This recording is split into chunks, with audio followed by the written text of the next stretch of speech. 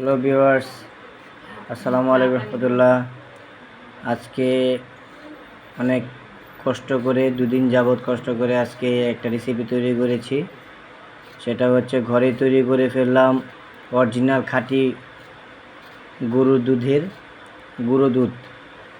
দেখতেই পাচ্ছেন ব্লেন্ড করে সেটা চেলে নেওয়া হচ্ছে। খুব সুন্দর একটি কালার এসছে, বাদামি কালার।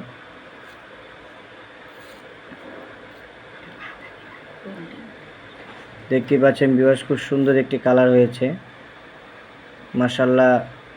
পুরা কোম্পানির মতনই হয়েছে, অনেক স্বাদ, খুবই সুন্দর। সবাই দোয়া করবেন যেন এরকম রেসিপি যেন আপনাদের মাঝে আরও ভিডিও করে যেন শেয়ার করতে পারি। ধন্যবাদ।